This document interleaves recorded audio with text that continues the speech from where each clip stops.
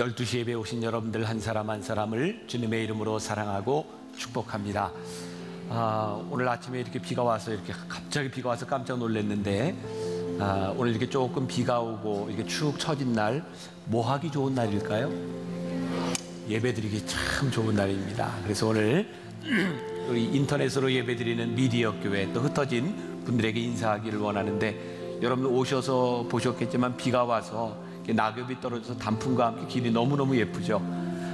우리 예배하기 참 좋은 날입니다 하고 손을 흔드는데 낙엽이 떨어져서 이렇게 흩날리는 것처럼 오늘 예배하기 참 좋은 날입니다. 한번 인사합시다. 시작. 오늘 예배하기 참 좋은 날입니다. 감사합니다. 여러분들이 흔들어 주셔서 또 많은 분들이 힘을 얻을 수 있을 것 같습니다. 이게 베드로전서 말씀을 우리들이 쭉 1장부터 보면서 저에게는 참 이게 말씀이 유익하다 이런 생각을 하게 되는데, 다른 설교들은 제가 이제 주제나 시리즈로 하게 되면 이렇게 단편적인 말씀을 이렇게 우리들이 보게 되는데요. 이 말씀은 처음부터 끝까지 말씀을 보다 보니까 베드로의 마음이 참 우리들에게 와닿는 것 같아요. 베드로가 왜 교회에 이런 편지를 썼는가, 왜 이렇게 반복하고 있는가, 그런 베드로의 마음을 우리들이 알 수 있는 기회가 되는 것 같고요. 그래서 이번 말씀 강해를 하는 이 시리즈 내내 여러분들이 가능하면 말씀을 가지고 여러분들이 말씀을 이렇게 체크하고 또 이렇게 줄을 그어가면서 잘 공부할 수 있는 계기가 되었으면 좋겠습니다. 오늘 말씀의 제목은 다시 관계를 생각하십시오. 베드로가 교회에 관계에 대한 말씀을 하고 있습니다. 아내와 남편에 대한 이야기를 하면서 그것이 아내와 남편과의 문제뿐만 아니라 이것이 공동체의 문제라고 하는 것을 이야기합니다. 관계라고 하는 것을 생각할 때 여러분들 마음 가운데는 좋은 관계도 있고 또 깨어진 관계도 여러분들 머릿속에 떠오를지 모릅니다.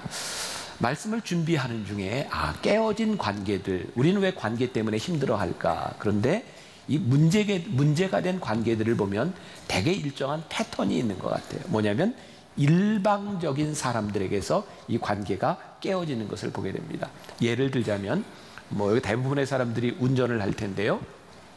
운전을 하면 대개 내가 운전을 할 때 두 가지의 기준이 딱 존재합니다. 내가 운전하는데 나보다 빨리 운전하는 사람이 있어요. 그렇죠?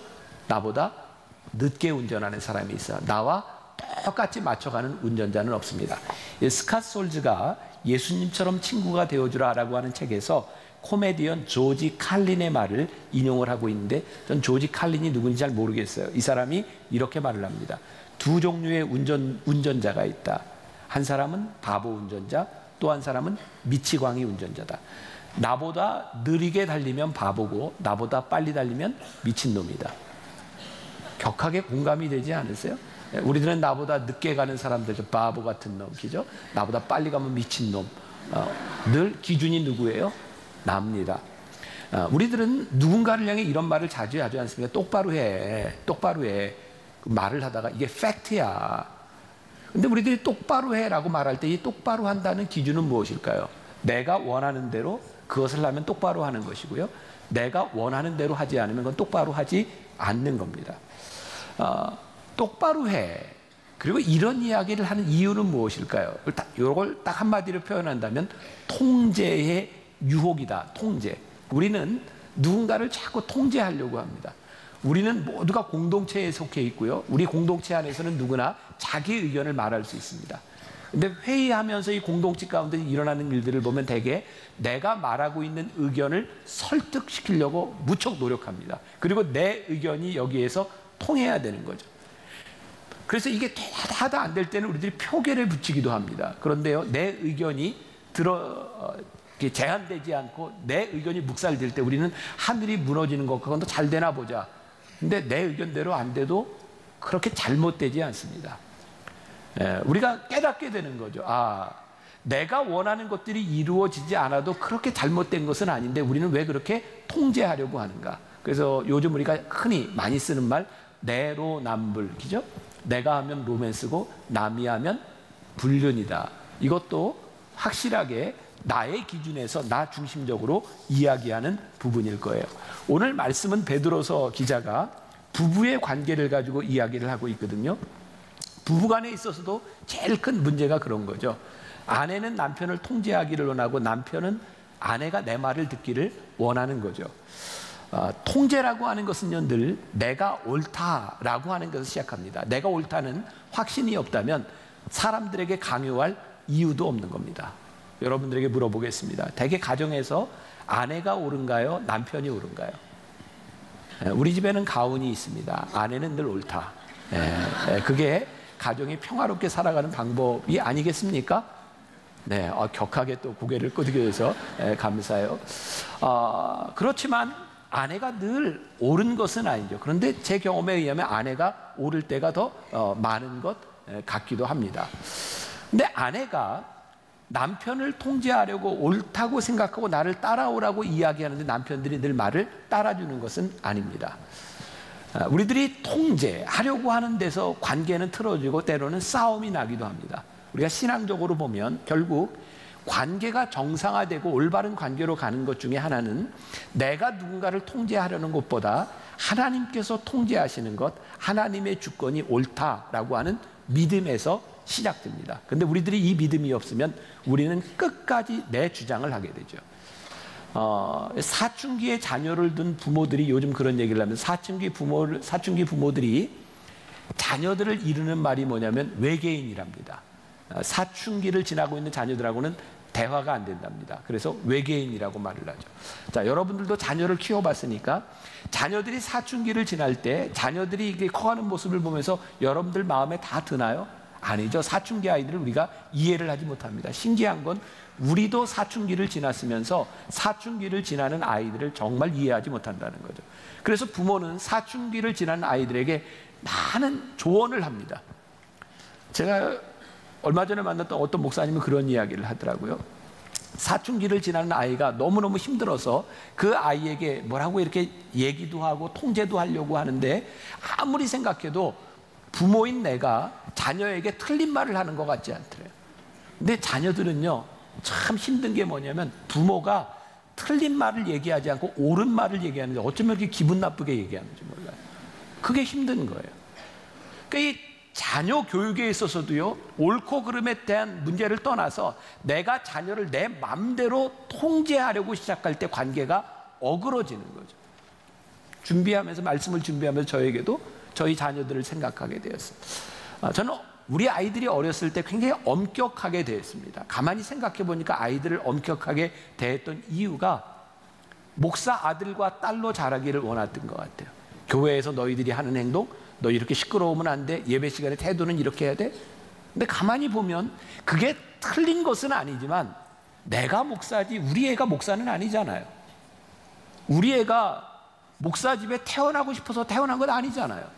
그런데 나는 태어난 우리 아이들을 데리고 내가 원하는 모습으로 통제하려고 했던 것 같아요.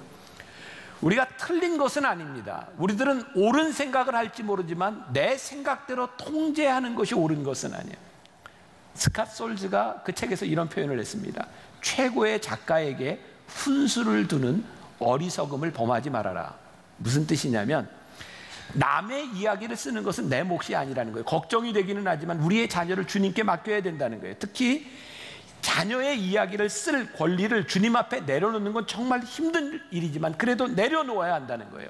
우리가 자녀를 통제하는 것보다 하나님이 다스리시는 것이 옳다고 하는 믿음이 있을 때 우리는 통제권을 내려놓을 수 있는 거예요. 오늘 이제 아내와 남편의 관계에 있어서 우리 주님이 이 말씀을 통해서 우리들에게 하시는 것이 무엇인지를 우리들이 알아야 하는데 베드로서를 보면서 끊임없이 반복되는 말 중에 하나가 하나님 앞에서 하나님을 두려워함으로 이런 말들이 반복되고 있어요. 자, 1절 말씀을 봅니다. 1절 말씀에서 여러분들이 주의 깊게 보아야 되는 것이 아내들아 그 다음에 나오는 이와 같이입니다. 이와 같이 여기에다가 줄을 딱 거놓으시고 자, 이와 같이라고 하는 말은 뭔가 전제가 되어야 되는 거죠. 이전에 많은 말씀들을 통해서 우리들이 들었던 게 뭐냐면 그리스도의 고난에 대한 것이었어요. 그리스도의 고난을 생각하면서 너희도 참으라고 하는 이야기였고 너희들이 부당한 고난을 당할 때 참으라고 하는 이야기였고 그리스도께서 너희를 위하여 고난을 당하셨던 것처럼 그리스도께서 고난을 당하심으로 우리들에게 본을 보여주셨다라고 하는 말씀 이와 같이 그리스도께서 고난을 당하셨던 것 같이 여자만 읽어보겠습니다. 여자만 시작. 아내들아 이와 같이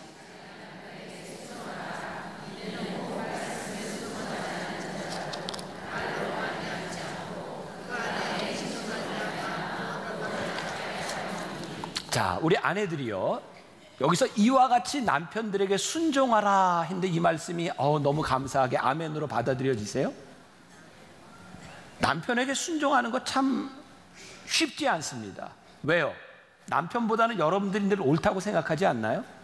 남편들이 내 말만 잘 들으면 잘 될 것 같지 않나요? 남편에게 순종하는 것이 쉽지 않습니다. 그런데 이 말씀은요, 더욱이 예수를 믿는 남편에 대한 이야기가 아니라 문맥을 통해 보니까 예수님을 믿지 않는 남편에게 순종하라는 거예요.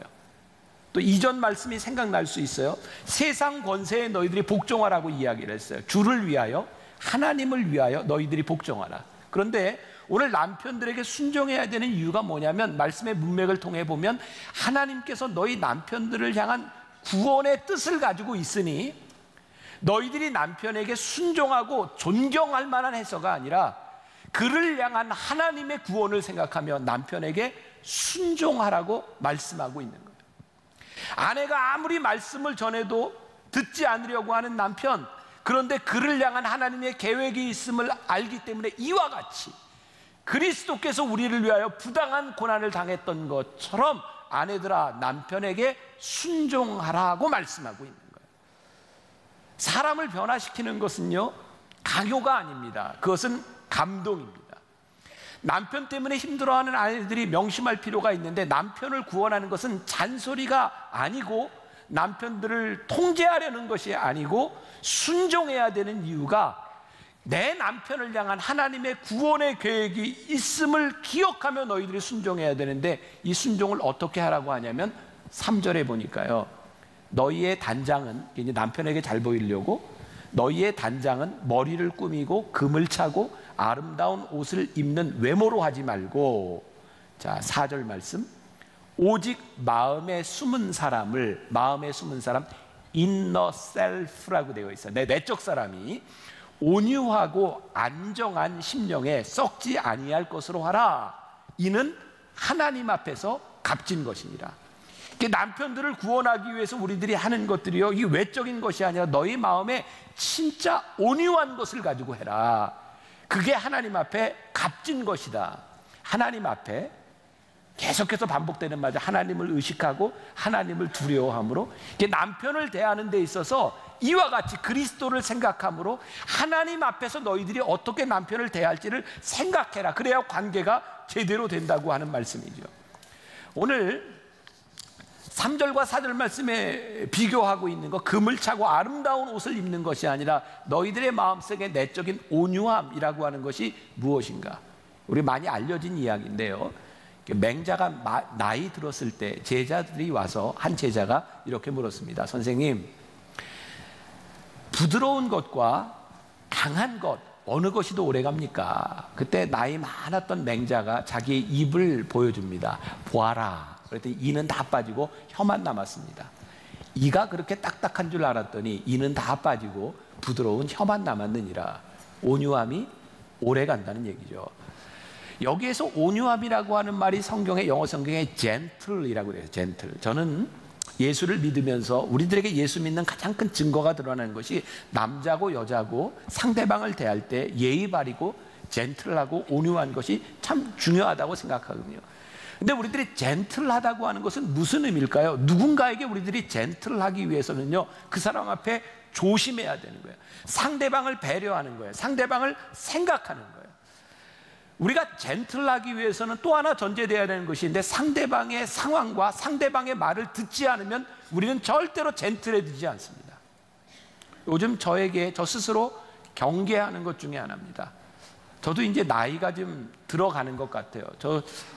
지난주에 깜짝 놀랐어요. 흰머리가 이렇게 많이 갑자기 난 것 같아요. 그렇죠? 그러니까 제가 이제 연세 든 분들한테 이렇게 얘기할 수 있을 거예요. 저도 늙어가니까, 저도 나이 들어가니까. 제가 요즘 어떤 그룹에서 젊은 사람들과 이야기할 때 깜짝깜짝 놀래요. 어느 날 내 모습을 보니까 내가 너무 말을 많이 하고 있는 거예요. 말을 많이 하고 있다고 하는 것은 뭐냐면 내가 자꾸 젊은 사람들을 가르치려고 하고 있는 거예요. 제가 젊었을 때 나이 많은 어른들을 바라보면 그게 참 싫었던 거예요. 시대가 틀리고 많은 상황들이 달라졌는데 무조건 가르치려고 하는 어른들을 바라보면 우리가 혼이 꼰대. 근데 어느 날 내 모습을 보니 꼰대가 되어가고 있는 거예요. 남을 의식하고 남을 배려하려고 하는 것이 아니라 내가 말을 많이 하고 내가 많이 통제하려고 하는 거죠. 이렇게 가다 보면 사람들이 나에게서 떠나갈 것입니다. 나를 싫어하게 될 것입니다. 우리가 나이가 들면서 왜 저 사람이 나에게 그렇게 가까이 하지 않으려고 하는가를 생각해 보면 사실은 나에게 문제가 많을 때가 있는 거예요. 내가 누군가를 통제하려고 하는 거죠. 그래서 우리들에게 필요한 것이 있는데 자기 성찰입니다. 자기를 돌아보지 않으면 남을 의식하지 못하고 남을 의식하지 못하면 내가 하고 싶은 것만 계속하게 되는 거예요. 관계가 깨어지는 겁니다. 근데 성경에서는요, 단순한 자기 성찰을 이야기하고 있는 것이 아니라 우리를 돌아보되 누구 앞에서 돌아보냐면 하나님 앞에서 우리를 돌아보는 것, 그것이 하나님 앞에서 값진 것이라고 말씀하고 있어요. 그리고 하나님 앞에서 우리를 돌아보게 될 때 이 베드로가요 계속해서 강조하는 것 중에 정말 중요한 것인데, 하나님 앞에서 우리를 돌아보면 우리의 행동이 달라지는 거예요. 그러니까 베드로가 계속해서, 아니 사도 바울이 계속해서 고린도에 있는 교인들에게, 에베소에 있는 교인들에게 이 성경의 중요한 맥이 있는데요, 그들이 하나님을 모르거나 성경에 대한 지식을 모르고 있는 것이 아니라 그들이 지식을 알고 있는데 하나님 앞에서 그들이 행하지 않는 것에 대하여, 그들이 참지 못하는 것에 대하여 계속해서 성경은 우리들에게 이야기하고 있어요. 자, 어렸을 때 신앙생활을 하신 분들이라면 그런 추억이 있을 거예요. 수련회 갔던 추억들 기억나세요? 수련회 갔던? 옛날에는 왜 이렇게 수련회를 가면 이렇게 아침, 점심, 저녁 먹을 때마다 미션을 줬는데 그게 뭐냐면 성경 구절을 암송하는 거였어요. 그래서 탁 이렇게 그룹별로 와가지고 그 앞에서 성경을 쫙 암송을 해. 통과! 그럼 밥을 주고, 안 하면 다시. 그래서 정말 필사적으로 이렇게 성경을 암송했던 기억이 납니다. 근데 이종현 목사님, 이게 밥을 걸지 않으면 암송이 잘 안 돼요. 밥을 걸어야 돼. 그런데 우리는 아무튼 그렇게 많은 수련회, 많은 그런 일들을 지나면서 성경을 암송하고 성경을 읽는 훈련을 했는데 우린 정말 한 번도 성경대로 사는 훈련을 하지 않았던 것 같아요. 그러니까 우리들이 밥을 먹기 전에 네가 말씀대로 살았어? 이거를 묻지 않았어요. 우리는 말씀을 외웠느냐를 물었던 것 같아요. 유명한 책이 있죠. 예수님이라면 어떻게 하실까? 이게 찰스 쉘던이라고 하는 목사님이 쓴 책입니다. 이 목사님은요, 토피카라고 하는 아주 작은 시에 위치한 교회, 센트럴 회중교회를 담임하고 있었는데 매주 저녁 예배 시간마다 주님의 발자취를 따라 사는 것이 어떤 것인지를 한 장씩 교인들에게 이야기하기 시작했어요. 놀라운 일이 벌어졌죠. TV를 보는 것보다, 드라마를 보는 것보다 훨씬 더 흥미진진한 일들이 교회 안에서 일어나기 시작했어요. 우리들이 하나님을 믿으면서 우리의 신앙이 매너리즘에 빠지고 우리들의 신앙이 역동적이지 못한 것은요, 말씀은 알고 있는데 말씀대로 살아가지 않기 때문입니다. 이 말씀은, 오늘 여러분들과 함께 나누는 말씀은 여러분들에게 하는 이야기일 뿐만 아니라 저에게 하는 이야기이기도 하고, 오늘 이 말씀을 듣는 우리 모두에게 해당되는 이야기인데, 정말 흥미진진하게 우리의 인생을 바꾸시는, 우리의 관계를 회복시키시는 하나님의 역사를 경험하기 위해서는 우리들이 말씀 앞에 서서 하나님 앞에 값진 그 말씀을 우리들에게 어떻게 살아내느냐에 대한 문제죠. 그 말씀을 따라 순종하며 살아가는가. 우리들이 말씀을 지식적으로는 알고 있지만 그 말씀에 순종하지 않기 때문에 그 말씀이 그냥 우리들에게 의무로 머물러 버리는 거예요. 톨스토이 소설 중에, 단편 중에 새 수도사라고 하는 글이 있어요. 그 이원성 목사가 쓴 공부하는 그리스도인이라는 책에 나오는 내용인데요, 러시아의 외딴 섬에 3명의 수도사가 살고 있었답니다. 한 주교가 그 섬에 찾아가서 보니 이 수도사들이 세상에 주기도문도 모르고 있는 거예요. 그래서 주교가 세 수도사에게 주기도문도 가르쳐주고 여러 것을 가르쳐주고 섬을 떠났습니다. 배를 타고 막 가는데 저기 바다 위에 그 3명의 수도사가 막 걸어서 오는 거예요. 그러더니 주교에게 이렇게 말을 합니다. 주교님, 죄송합니다. 주교님이 가르쳐주신 주기도문을 잊어버려서 다시 한번 가르쳐주세요. 그때 주교가 이 사람들을 향해서 이렇게 말을 합니다. 하나님의 노인들이시여, 여러분들의 기도는 이미 하나님께 닿았습니다. 당신들을 가르칠 사람은 내가 아닙니다. 오히려 당신들이 죄 많은 우리를 위해 기도해 주십시오. 주교가 무엇을 깨달은지 아세요? 나는 주기도문을 가르치려고 하는데 그들은 하나님의 말씀을 믿고 능력을 따라 살고 있는 거였어요. 그들에게 필요한 것, 윤리적 실천에 대한 문제, 그것이 아니라 이들은 이미 자연스럽게 믿음을 따라 살아가고 있고 그것이 더 감동적이고 그것이 더 능력이 있었던 거죠. 우리는 하나님의 말씀을 지식적으로 알면서 규칙을 정해놓고 이게 신앙이다라고 생각을 하죠. 그런데 아무리 많은 규칙을 세워놔도 그 규칙을 지키며 살아가는 것은 부족합니다. 우리는 또 더 많은 규칙을 세울 수밖에 없어요. 그리고 규칙을 세울 때마다 우리는 부족할 수밖에 없는 거죠. 우리가 하나님 앞에 선다고 하는 것은, 하나님을 두려워한다고 하는 것은 어떤 규칙을 만드는 것이 아니에요. 우리들이 하나님 앞에서 살아가게 될 때 우리들의 삶에 만들어진 우리 성품에 대한 문제죠. 우리들이 하나님의 말씀을 듣고 따라가는데 그것을 우리들이 습관화하기 위해서는 노력이 필요하거든요. 이거 힘들어요. 어느 날 우리들이 노력을 하다 보면 그게 의무처럼 느껴질 때가 있어요. 우리 신앙의 문제는 뭔지 아세요? 그 의무에서 머무르는 거죠. 그런데 우리들이 의무처럼 느껴지는 이 신앙이 어느 날 우리들의 삶에서 의무가 아니라 자유스럽게 느껴집니다. 그때 그 말씀이 우리들에게 성품이 되는 거예요. 그러니까 우리들이 이 말씀을 행하고 산다고 하는 것은 의무의 차원과 규칙의 차원이 아니라 이것이 우리들에게서 성품이 되어지는데 이것이 쉬운 일이 아닌 거예요. 하나님의 말씀 앞에 생명을 걸고 하나님의 말씀에 우리들의 운명을 걸지 않으면 이것이 그렇게 쉬운 일이 아닌 거예요. 그러니까 우리들이 지식이라고 하는 것은요, 가이드라인이지 지식이 진리는 아니라고요. 자, 이제 남편들의 이야기로 넘어갑니다. 자, 7절 남편들만 한번 읽어봅시다. 자, 7절 시작.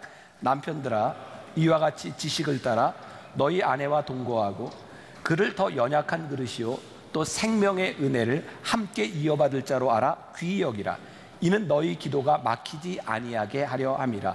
이제 남편들에게 이야기하고 있는데요, 이와 같이는 뭘까요? 앞에서 이야기했던 그리스도가 고난을 받으셨던 것처럼, 그리스도께서 우리들에게 본을 보이셨던 것처럼, 남편들아 이와 같이 너희도 지식을 따라 아내와 동거해라. 자, 남편들에게 지식을 따라 아내와 동거하라고 하는 말씀은 무슨 의미냐면 너희들이 아내를 잘 이해해야 된다 이 말이에요. 자, 무슨 말씀이 계속해서 나오고 있냐면, 첫째는 아내는 너와 함께 사는 사람, 너와 함께 동거하는 사람인 것을 먼저 알아라. 두 번째, 너희가 아내를 존중해야 되는 이유가 있는데 아내는 너보다 연약한 존재다. 그걸 깨달아 알라고 말씀하였고, 세 번째, 너희들이 아내를 존중해야 되는 이유가 있는데 왜냐하면 하나님께서 주시는 소중한 은혜를 너희들이 함께 이어갈 사람이 아내라고 하는 것을 기억하라는 거예요. 아주 중요한 말씀이에요. 2부 때 많은 분들이 당황하셨어요. 죽어서 하늘나라 가도 내 아내와 함께 이 유업을 얻을 것이다. 죽어도 아내와 함께 간다. 그 말에 남자들이 많이 당황했는데 아셔야 됩니다. 우리들이 아내와 함께 이 믿음의 유업을 이어갈 뿐만 아니라 하늘나라에서도 함께 동거할 아내이기 때문에 여기에 이 생의 삶에서 끝나는 것이 아니라 내가 아내와 동거하는 것은 앞으로 미래의 영생과 관계 있는 것이기 때문에 그 아내를 너희들이 귀히 여기고 관계가 회복되도록 해야 돼요. 자, 이와 같이라고 하는 말과 더불어서 오늘 그런 말씀이 나오죠. 이는 너희 기도가 막히지 아니하게 하려 함이라. 남편들아, 너희들이 지식을 따라 아내에 대해서 잘 알아야 되는데 아내와 남편과의 관계가 깨어지면 너희의 기도가 막히느니라. 이것은 남편들에게만 하는 이야기가 아니에요. 영적인 관계에서 우리들이 하나님 앞에서 우리들이 값진 것임을 생각할 때 아내들과 남편들 그 관계가 깨어지면 그리스도와의 관계도 깨어지는 것이기 때문에 기도가 막히는 것이기 때문에 이 관계는 회복되고 제대로 되어야 되는 거죠. 누가 그런 이야기를 했어요. 교육가는 아내와 부부싸움을 하고도 가정에 대한 강의를 할 수 있지만 설교가는 아내와 싸우고 나서 가정에 대한 설교를 할 수 없다고. 우리들이 지식에만 머무른 우리들은 학자가 아니라 하나님의 말씀을 살아내야 되는 사람이기 때문에 그리스도와의 관계가 깨어지면 우리의 신앙의 관계도 깨어지는 것을 우리들이 알아야 되기 때문에 관계는 회복되어야 되는 거죠. 저는 그런 면에서 제가 온전하지는 않지만 저희 가정이 어떤 면에서 좋은 모범이 되는 것 같아요. 언젠가 그런 이야기를 했던 것 같아요. 저도 주말에 아내와 다툼이나 아내와의 감정이 생기면 설교하는데 많은 지장이 있기 때문에 그런 감정에 대한 문제가 주말에 토요일에는 일어나지 않도록 무척 노력하고 제 아내도 굉장히 노력하죠.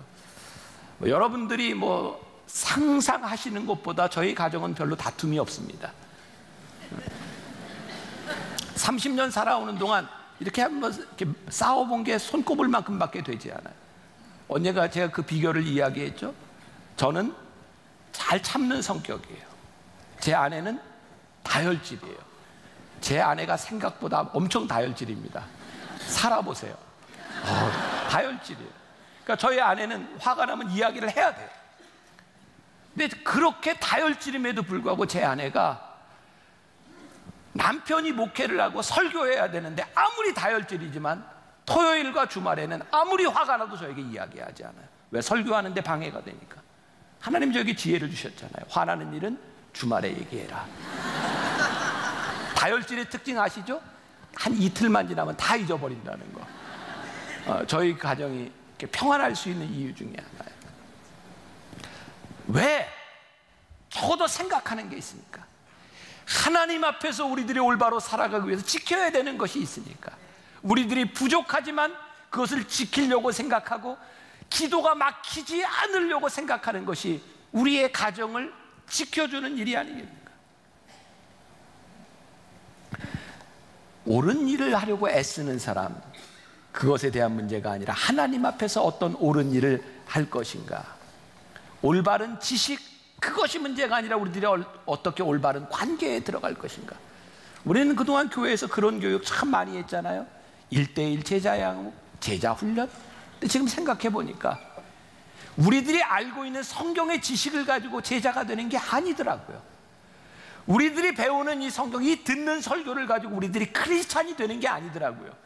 우리는 교회를 다니는 처치 고원은 될 수 있지만 그리스도인이 되지 못하는 것이, 이 말씀이 우리들에게 지식적인 차원에 남아있고 그 말씀을 살아가지 못하는 거죠. 왜 그럴까? 우리는 제자에 대해서 제자가 이렇게 해야 된다고 하는 것을 무척 많이 가르치는데, 하나님 앞에서 우리가 제자가 되는 존재로서의 변화가 일어나지 않으니까 제자로 살아가는 게 힘든 거예요. 버겁고 의무가 되고. 그래서 오늘 베드로서 기자가, 그리고 성경이 우리들에게 계속해서 이야기하는 거예요. 너희들이 하나님 앞에서 어떤 존재, 어떤 관계를 가지고 있는가, 이것을 생각하라는 거죠. 그리고 이 말씀이요, 여러분 유심히 보면 아주 이상합니다. 1절에서 아내들아 이야기하고 7절에서 남편들아라고 이야기하는데 8절부터 아내와 남편의 이야기가 다 빠져버리고 일반적인 형제와 자매의 이야기로 가요. 그래서 깨닫게 되는 게 뭐냐면, 이 말씀은 남편과 아내에 대해서 이야기를 하고 있지만 사실은 보편적인 관계에 대해서 얘기를 하고 있는 거예요.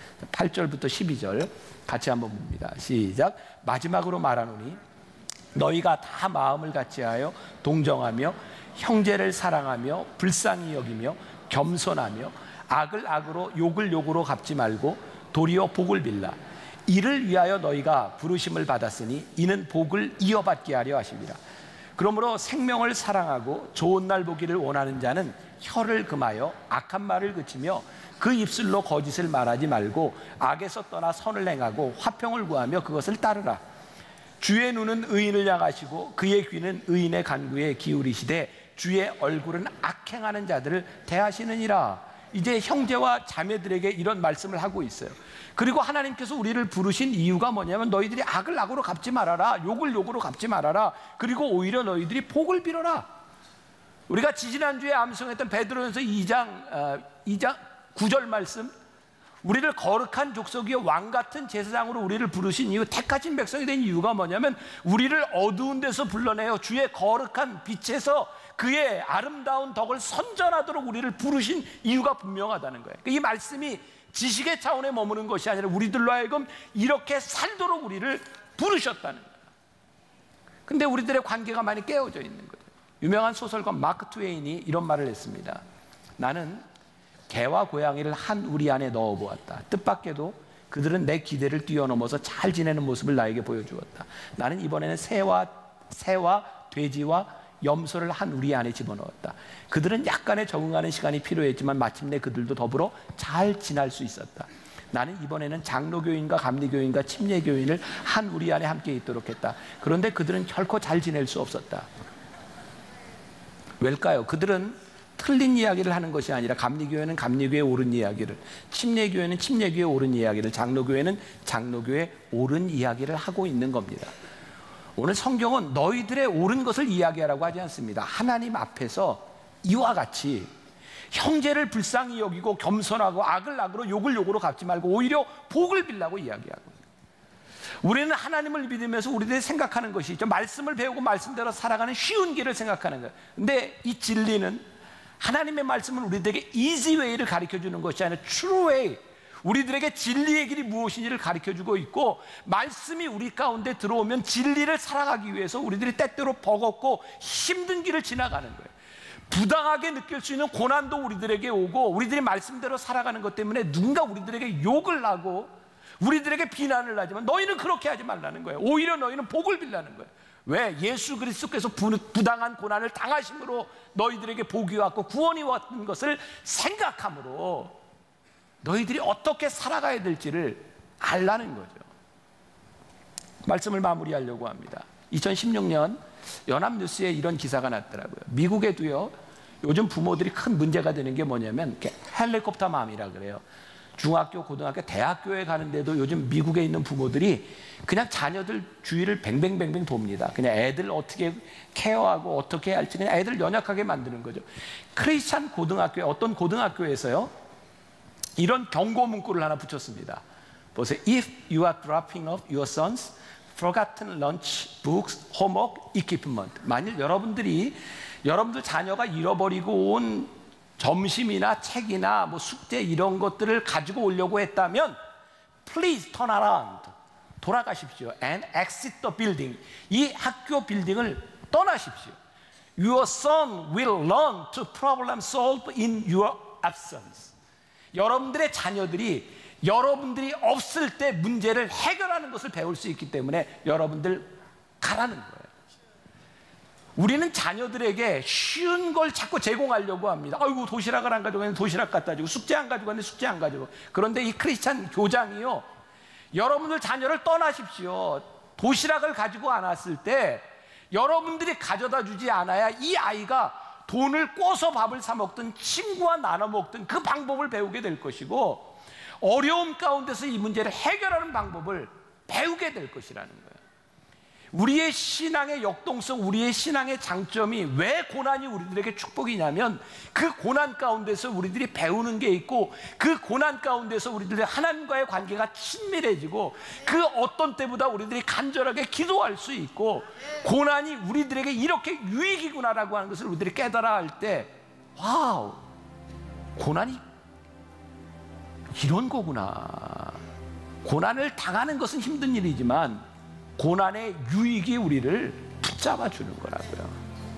관계가 깨어져서 흐트러졌고 힘드세요? 하나님 앞에서 값진 것이 무엇인지를 생각하며 우리들에게 회복되어야 되는 것들. 고난 당함이 우리들에게 유익임을 알기 때문에 세상과 다른 말씀 앞에 우리의 생명을 걸고 운명을 걸고 살아가는 사람들, 이 그리스도인들이 되라고 우리들에게 말씀하고 있는 거예요. 한 주간 여러분들의 삶에서 이런 그리스도인의 역사가 나타나기를 주님의 이름으로 간절히 축원합니다.